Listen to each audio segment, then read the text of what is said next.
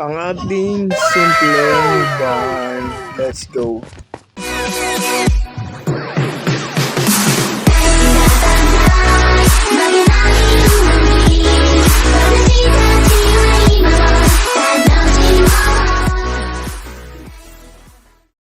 May balita ako sa inyo. Huwag kayong magugulat dito. At tignan nyo naman, boy. Pukasangay na. Inubos lahat.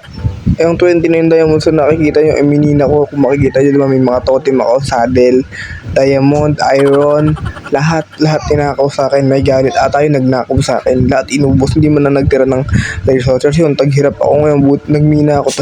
Yung mga emerald ko dyan, tinakaw rin lahat. Ilang stack ng emerald yun. Napakadaming stack ng emerald yun, boy. Talagang inubos lang, boy. Tsaka yan, tanggalin na natin ito kayo, pinapadali natin yung gawa ng magnanakaw. Yo, no, what's up? Benson nga pala, lumapag na naman ako sa Korocraft. So, nanakawan nga tayo kaya simulan ng series. So, makikita nyo naman, napakapangit ng pwesto ng mga baka natin. Gusto ko silang lagyan ng barn, boy. First time itong barn na gagawin ko, sariling isip ko lang, wala akong paggagayahan nito, boy. Ikaw, ano bang gusto mo? Ara, hindi pa siya namatay, ang lupit. So, kaya magtitira tayo ng dalawa para kasi may isa na tayo dun sa kulungan ng mga kabayo, boy. Sinong dalawa sa inyo ang gustong mabuhay? Magbato-bato kayo. Ay, ikaw? Okay. Ikaw ang gusto niya mamatay. So, dalhin na natin tong makikita niyo may isa na dyan.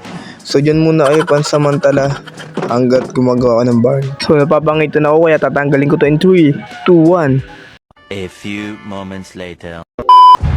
Ayun, voila. In 3, 2, 1, man. Natanggal natin ng mga puno. At yung mga puno yun ay hindi naman natin gagamitin sa build na to.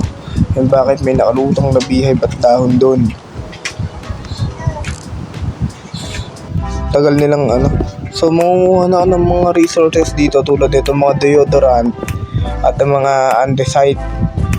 Kasi ito yung gagamitin ko sa barn na sariling gawa at walang paggagayahan.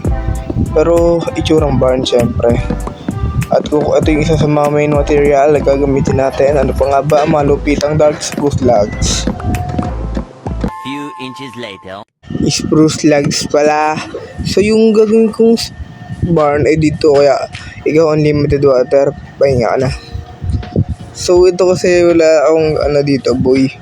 Talagang sariling isip ko to. Kaya pag-iisipan natin to, boy. Susukatin natin to ng malupitan. Malupitan na sukat, boy. Na basta-basta lang. Basta kung anong malapag natin, boy. Wala kaming pakialam! Yan. Napipiyok pa yata ako. Basta ganyan lang, boy, di ba? Ang lupit, hindi pantay-pantay. Iba-iba yung shape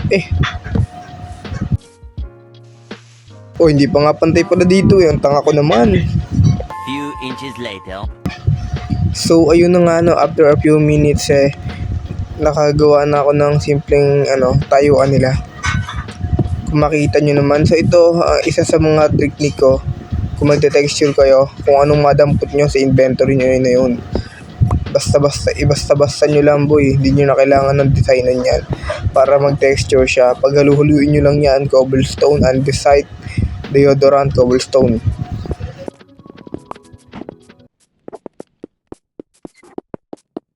Sa wakas, nagawa ko na nga ni pintuan. Sa wakas, so, ayun lang, putang inang aso yan.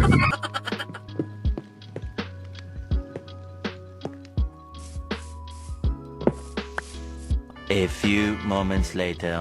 Ayun pinatahimik ko na yung aso ng kapitbahay, boy. Pero kung makikita nyo naman, boy, yung simpleng trapdoor ang nagpaganda dito. At saka lang siya, boy. Di ba pag barn pala kailangan may pintuan? Ay pala, boy, yan, bintana. Kaya naman, so, ewan ko, siguro slabs magiging bubong na ito. I think hindi, boy, blocks na lang siguro. So ito talagang sarili ko to boy, sariling isip ko itong mangyayari sa bagay na to. Kailangan natin pag-isipan to ng mga mabuti boy. Mga gagamitin natin ng mga utak na posibleng kailangan gawin ng malupitan boy. Yan. So ayan, isa pa natin dito kasi nga kailangan natin medyo mataas yan. Tapos baba tayo, pilay ang buo-buo. So dito siguro din slabs. Ba't ba ako gumawa ng slab for what? For what reason, man? So, ganito rin yung gagawin natin sa kabilang parte niya. Kailangan pantay sila. Nagkamali ako kaya sisirain natin to. Okay.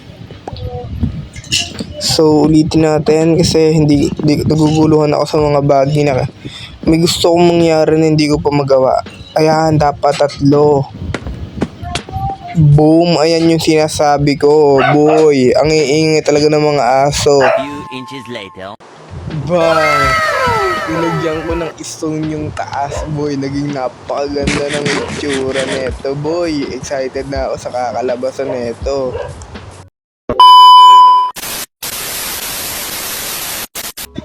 So, ayun no, nalagyan ko na ng bubong. Ay, nangiingay talaga ng aso. Ito yung common problem ko kasi nasira yung mic ko. Kaya talagang taste na lang muna. Pagpasensyahan nyo na. Bumibili pa lang ako ng mic. Pero, ayan boy, naging maganda naman yung itsura. And andito nga pala si Ken Place, boy. Ang pinakamalupit na chicken sa Koro Crab. So, bibigyan niya daw ako ng pabuya. Kasi wala ako, boy. Maraming salamat dito. Pero, wala pa rin pagbabago. Ang ingay pa rin ng mga aso. Hindi na ako makapagsalita dito ng maayos. Kaya nyo, background music na lang yan. Kaya dito, mag-build na muna ako. Nang sa gano'n medyo matapos na tayo sa ating binibuild, men. Let's go na. So dito slabs na lang siguro. And mga blocks dito. Dito pataas boy, 3 blocks yan. Ayan yung magpapaganda dyan. 2 hours later. Biyala, tapos ang ating bubong, men. Let's di. Nasabugan pa ng creeper ang walang. So, nilagyan ko ng trapdoor, men, and harangan ko na. And napakaganda naman talaga. So, wala akong iron, kaya kukuha tayo sa mga iron golem. Kasi nga nanakawan tayo ng iron, di ba? Ninakaw lahat at ikaw, lalaban ka. Ano ka, lalaban ka? Ako lalaban. Up. Mga ingin ng mga asa sa amin. Up. So, ayun, may ibang gawa na tayo ng lantern kasi nakapatay na tayo ng mga iron golem, and sa taas lalagyan natin voila, ang lupit. Tapos konting pampaarte lagyan natin ng mga malupitang shovel attack.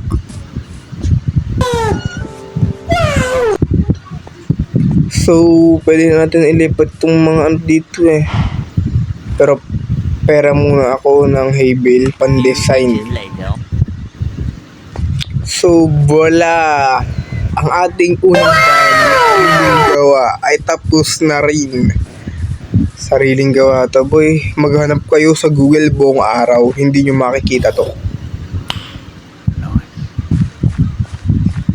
So, talagang sariling gawa to. And alam ko, di ko na ilalagay yung meme na wala kaming pakialam. Di ko na gagawa yun. Dilipat ko na yung dito. Itong mga baka lords. Kaya naligay dito at kayo ay sumunod sa akin at kayo ay magparami ng lahi.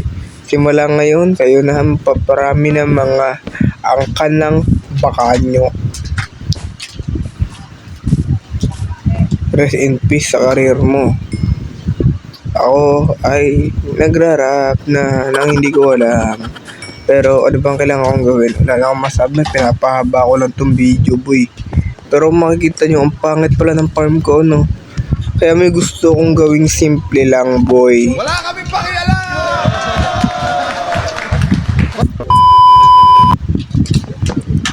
Ito yung problema kay, boy, kay Bongbong.